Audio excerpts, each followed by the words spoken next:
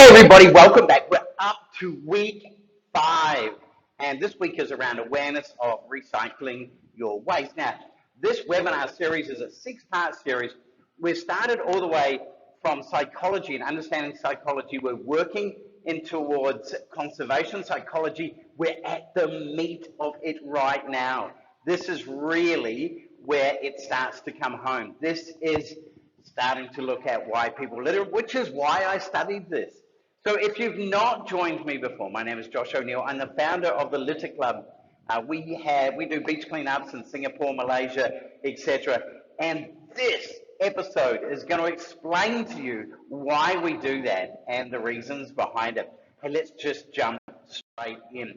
Now, if you've not joined me before, my name is Josh O'Neill. As I said, the founder of the Litter Club, also a member of the American Psychological Association, specifically Division 4, which really looks at conservation psychology, also deals with environmental and population psychology as well. I'm a certified green project manager. I'm a certified change manager. And the reason I study conservation psychology, I want to understand why people litter. Now, I'm a diver. I'm a scuba diver, instructor, and also a Toastmaster. So lots of things that I do and love doing it every day. Why do I do it? I've got to explain to you why every time. I've got to explain why. I do it to inspire others to change their conservational behavior. What can I do to inspire people to do things differently? And that's what this is all about. And tonight's episode, I tell you, is it's going to take a little bit to get through, but I'm so pleased you're with me. Okay, let's have a look at the outline. Wow, so many words, Josh, but it's good because you can have access to this later, rewind back, have a look through, see what really impacts you. So what is waste? Let's have a look at the definition of that, how much and what it is, our natural resources and versus our non-renewable. Recycling as a solution, is it?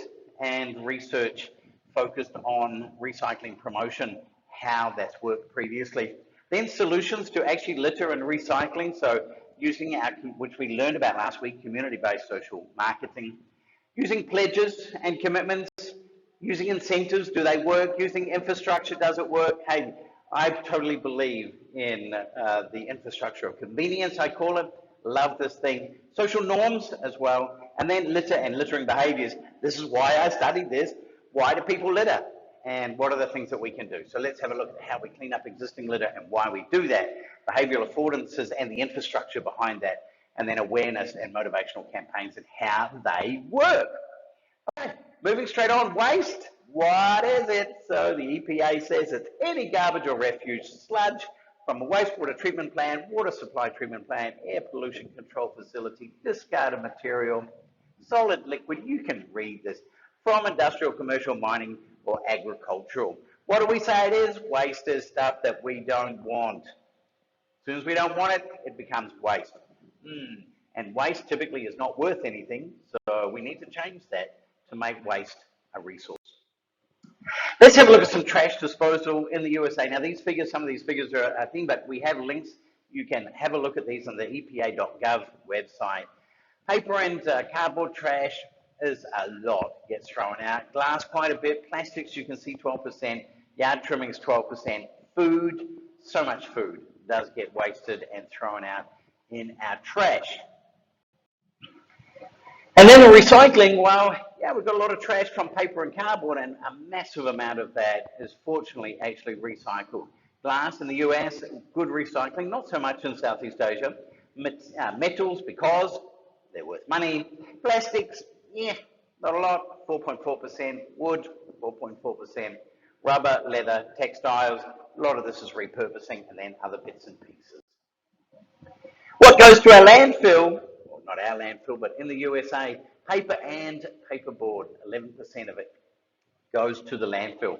You can see plastics, a huge 18.46% of all landfill is filled with those plastics. Yard trimmings and food make up 30%. Miscellaneous organic waste, some textiles, some rubber, and some wood end up in there as well. So we're looking at a big component here with food and plastic not going into our landfill and what we can actually do to make that different.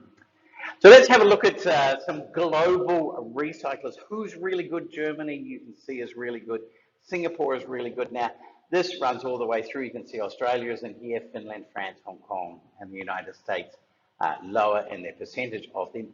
These reports, and there is a link in the presentation, uh, doesn't take into what then happens with that recycling. So some of this is then burned for energy, etc. So what are the effects once that recycling has been completed? But it's these figures 2015, so obviously things have changed in the last 7 years, waiting for new figures to come out so we can update this. So some of the natural resources that we have, natural resources are non-renewable in this sense: coal, iron ore, oil, other minerals that are out there.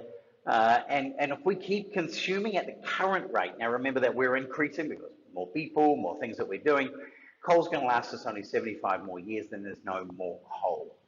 Oil, around about 25 years, and this counts Alaska. We're pumping it out of the ground as fast as we possibly can.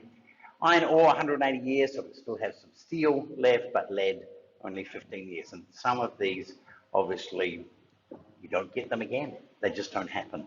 So what happens when they run out? If we look at our renewable resources, our wood and other organic products, 50% of all the wood that is cut in the world is used to make paper.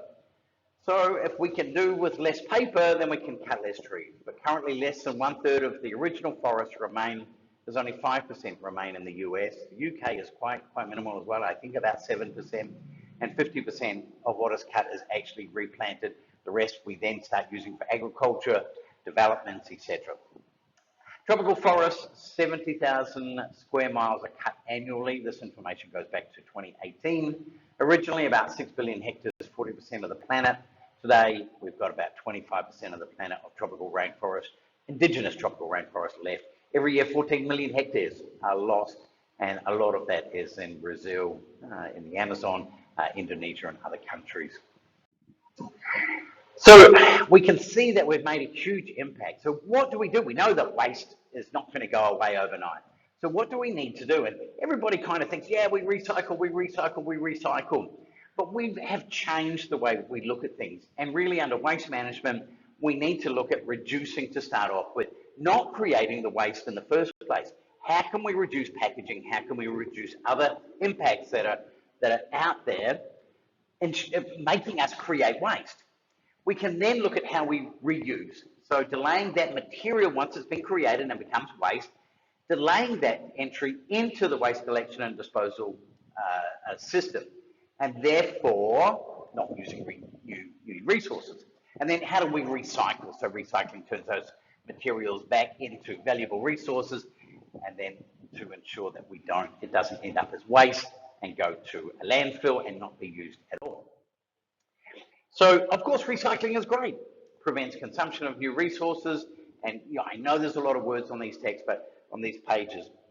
But this is good for you to ensure that you can go back and use these as reference points.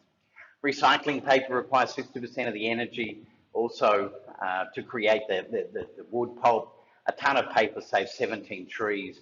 It reduces our use for processing water for processing that from virgin wood.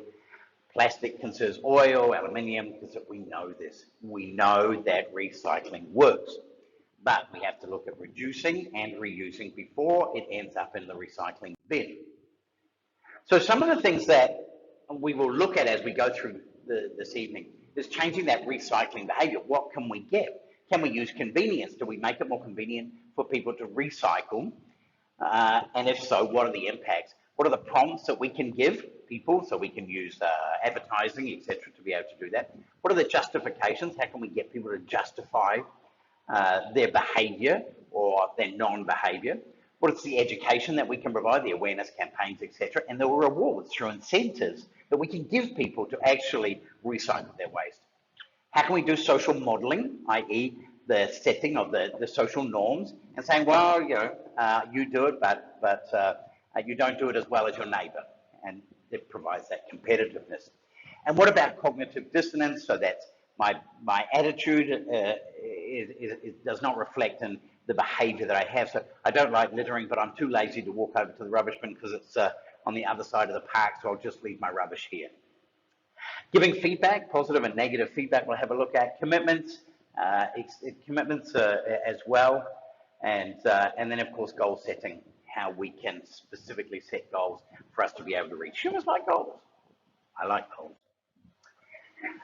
So let's have a little look at some statistics. This is some research that was previously done, and we can see some of the things that really come to the fore when it comes to changing that recycling behavior. And of course, the highest rating one is convenience. And I always talk about the infrastructure of convenience. If it's convenient in our home and we always put our bits and pieces into the right bin, or the bin is close to us in the kitchen for us to throw our food scraps, etc., why is it not the same once we leave our front gate? Yeah, so therefore we don't have that convenience.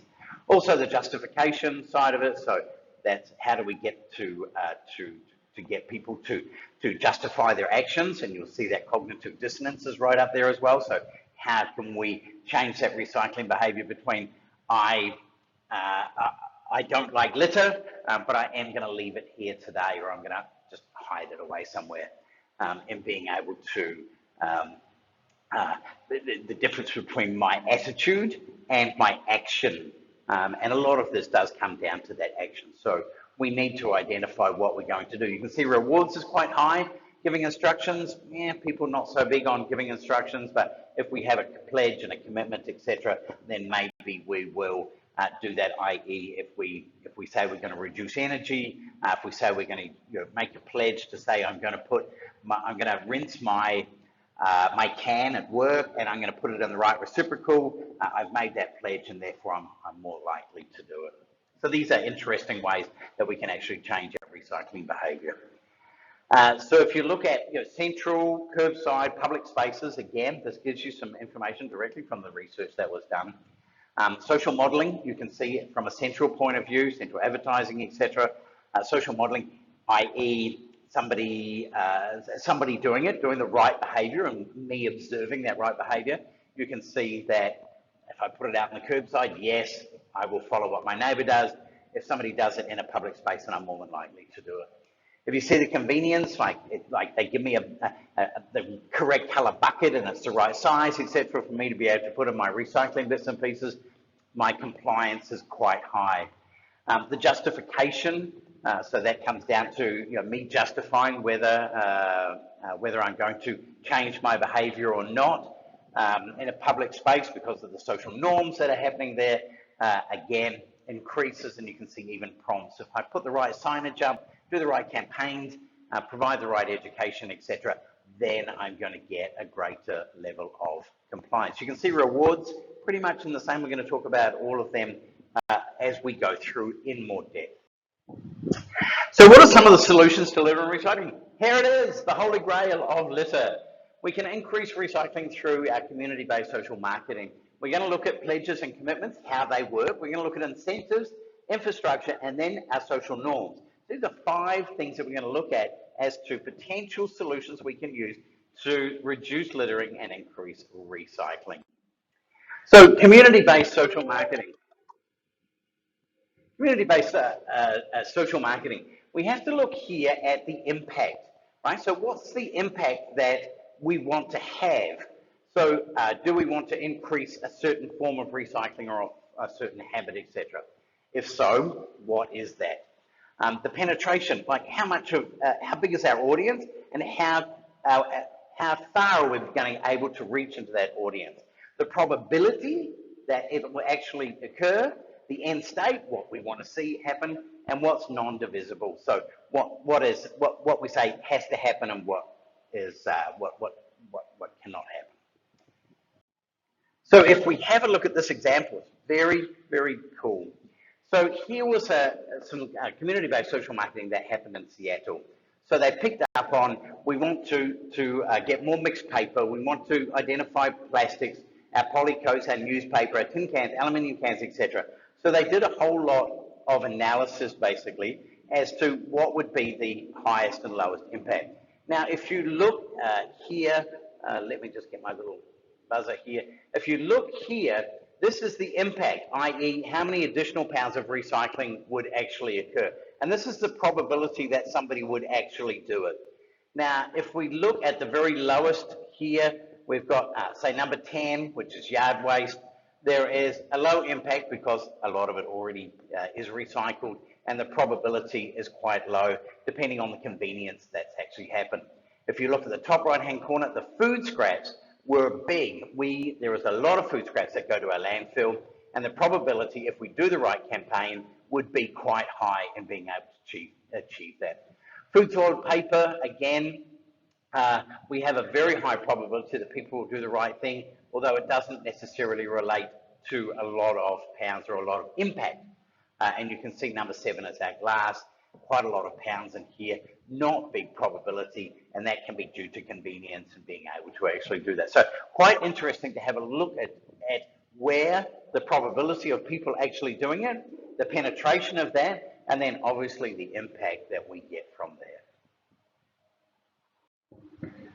So let's have a look at some of the strategies. Now, some of the strategies that they used in being able to change people's behavior was around providing more food scraps, because as you can see in the previous previous slide, that the food scraps were quite high. So some of the things they actually did was they provided hangers, for door hangers, to be able to provide that information. They provided additional campaigns in being able to show how to do that, and they found that it was quite successful in people being able to actually recycle their food waste by providing the right tools for them to be able to do that. And the same you can see here with pledges and commitments. It can be a very useful tool for promoting recycling. You can make it very public, which makes it durable, which makes it accessible to many people. You can make it very specific, time, place, material, what it is that you want people to do, when you want them to do it, and how you want them to do it. And then one thing, just be mindful of individuals who choose not to pledge. But you can see a campaign here, give your garbage another life, take the pledge, and I want to be a bench, recycle me. So this was targeting plastic bottles, and this was like, I will deliberately take all my plastic bottles out because I want to build community benches, and I will pledge online that that's what I'm going to do. Those forms of pledges and commitments really can help people to commit, obviously, to a change in behaviour. Incentives can change behaviour, obviously they can, but we need to be aware of how we use incentives, because essentially we can start framing behaviour as a transaction, and therefore creates an expectation. So therefore, if I do something right, you're going to give me $10.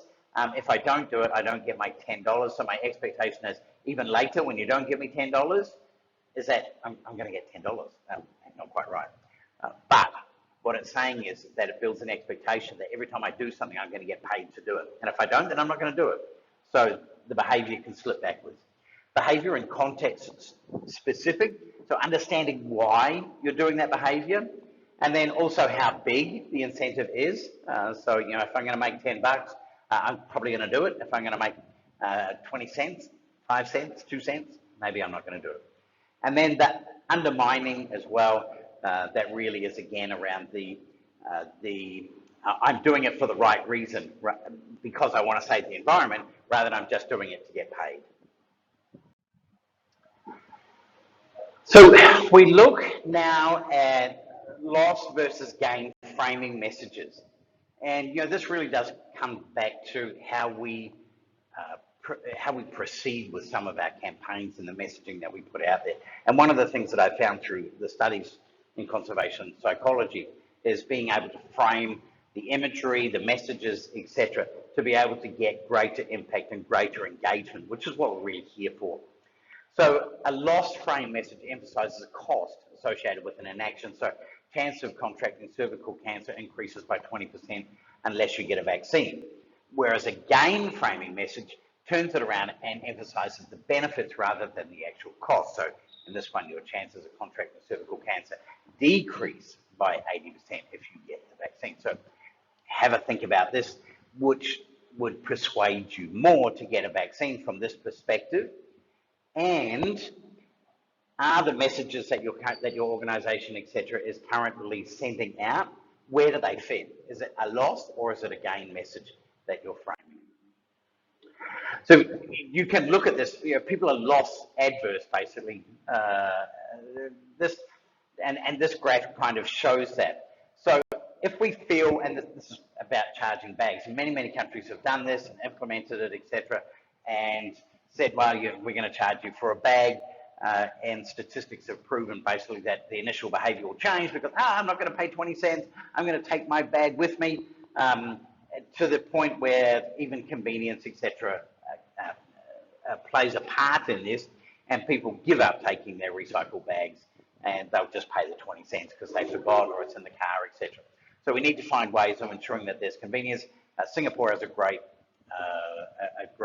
method in that they have a bin outside of some of the supermarkets. You can bring your recycled bags and just throw them in there, and then if somebody rocks up without a recycled bag, they can just grab one from there and reuse it. So quite a good incentive.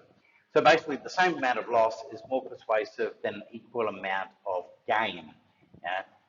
So the outcome that you can see on the right-hand side, that represents your financial gain or loss, and the value actually represents your behaviour and how that changes.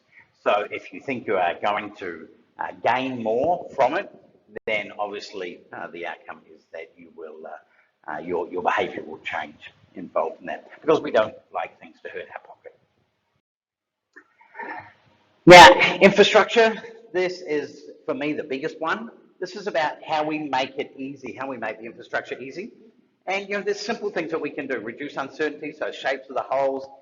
So if we want people to put rubbish in that's a can, we'd make it round. If we want newspaper, then obviously we want a thin slot. Other types of containers, etc. We need to educate. This is a good example, although I would improve on the example by ensuring that we have signage and prompts behind it to actually show what we're doing, why we're doing it, where it goes to, etc. But certainly, what do I put in here and what do I not put in here? Because many people still do not understand what goes where. Always have it where there's entry and exit. Always make it convenient for people. Proximal to behaviour, i.e. where are people dropping litter, or where are our bins becoming overfull? Do we need to put one or two extra ones in? And then obviously get rid of having to lift up a lid. Then we think, oh, we're going to catch bugs or we're going to get COVID or something like that. So that's another really important aspect. And then, of course, have a look at social norms. So using of recycling reports to send positive or negative messages to people. So this is where we can actually send people to, it might be about recycling, it might be about energy consumption, etc., where we can send the right messaging to them to get them to change behaviour.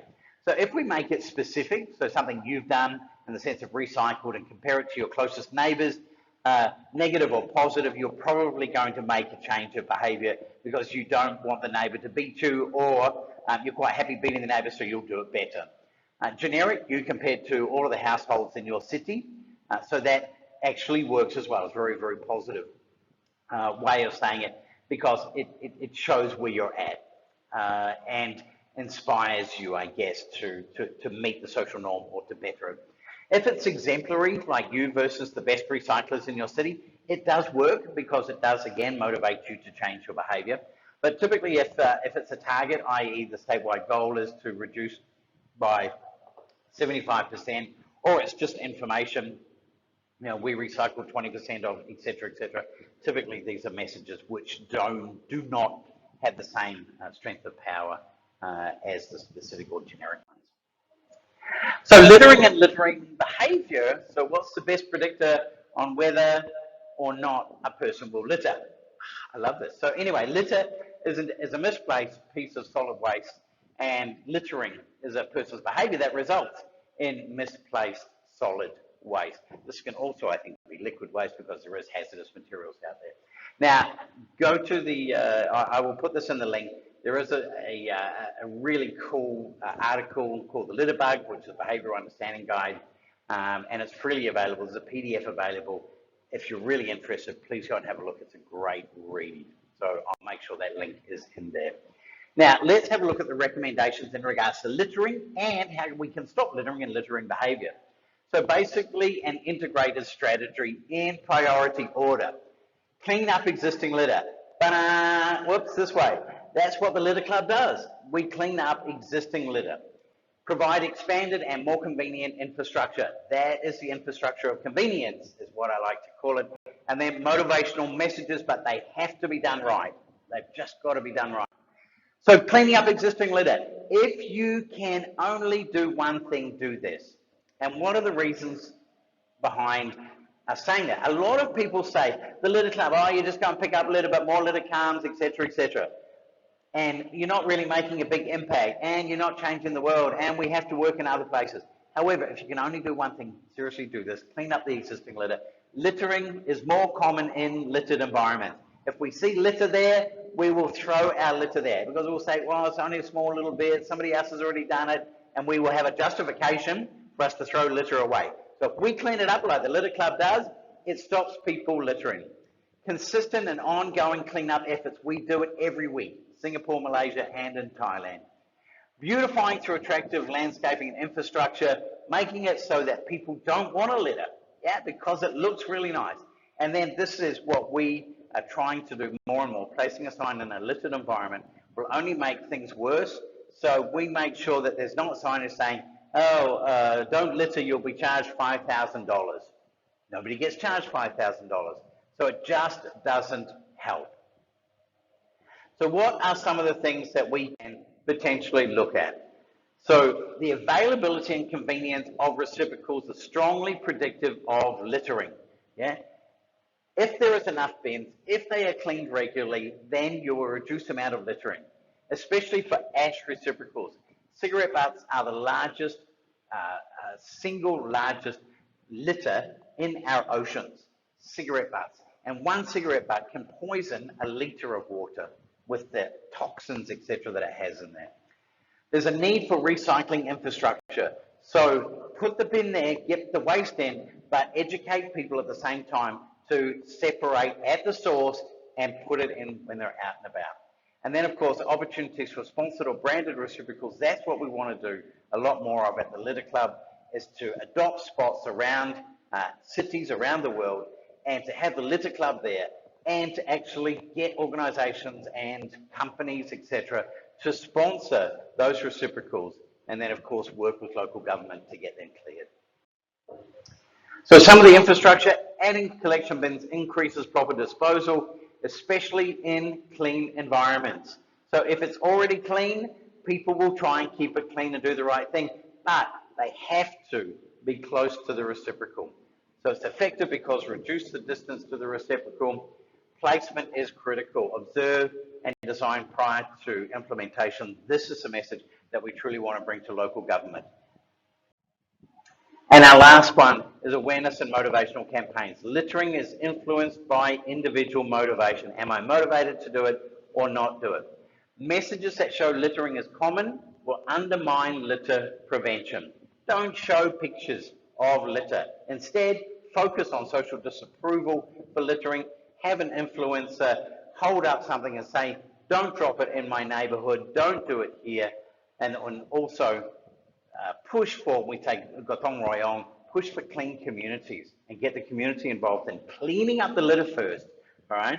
Then making sure that there's enough receptacles and places for people to put the litter and have a clean community.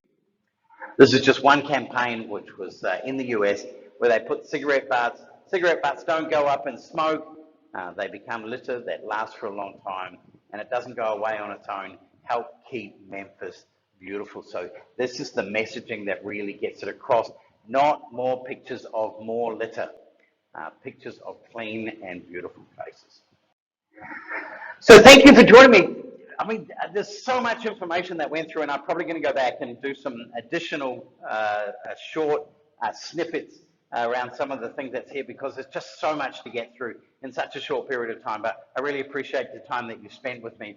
Now, we've just done awareness of recycling. Next week, we're going to chit-chat about how to consume sustainably and how to appreciate philanthropy, because if you are a non-profit organisation like the Litter Club is, then we need to ensure that we receive philanthropy, but also how to appreciate it so that we can do better and brighter things.